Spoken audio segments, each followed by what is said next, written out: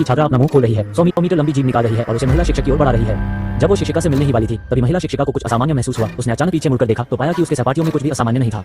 इस समय पीछे की पंक्ति में बैठी एक महिला सहपाठी शिक्षक को कुछ संकेत दे रही थी। महिला शिक्षक को लगा कि वो मतभ्रम कर रही है, इसलिए उसने कक्षा जारी रखने के बारे में ज्यादा नहीं सोचा।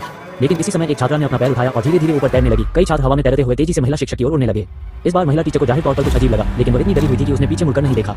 जिस वक्त वो महिला टीचर को छूने वाला था, फिर उसने अचानक पीछे मुड़कर देखा तो पाया कि दर्शकों में छात्र अभी भी हमेशा की तरह थे और महिला सहपाठी अभी भी उसे संकेत दे रही थी। शिक्षक की घबराहट को देखकर महिला शिक्षक जल्दी से कक्षा से भाग गई। यहाँ तक कि सफाई कर्मचारी भी कहा यह एक भूत है। शाम को समय बीतता गया। घर जाते समय शिक्षक को एक छात्रा मिली जिसने कक्षा में उन पर अपना सिर हिलाया और शिक्षक से कहा कि वो कल फिर से स्कूल न जाए।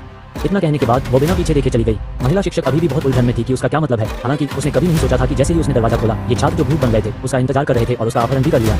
उसकी मां ने शिक्षक से कहा कि उसके पास अपनी मां को बचाने के अलावा कोई विकल्प नहीं है। जब वे गिर पड़े तो जो शिक्षक उनका साथ देने के लिए नीचे आए वे अब और सहन नहीं कर सके, इसलिए उसने सीधे गुरु द्वारा दी गई जादू की छड़ी निकाली और उससे तुरंत चमकदार सुनहरी रोशनी निकली, जिससे छात्र को गुस्सा आ गया और उसने सीधे अपनी मां को धक्का दे दिया। शिक्षक दौड़कर खिड़की के पास गया और उसने अपनी मां को देखा जो गिरकर मर गई थी। उसने नियंत्रण खो दिया और अपनी जादू की छड़ी से एक सहपाठी को मारने के लिए आगे बढ़ा।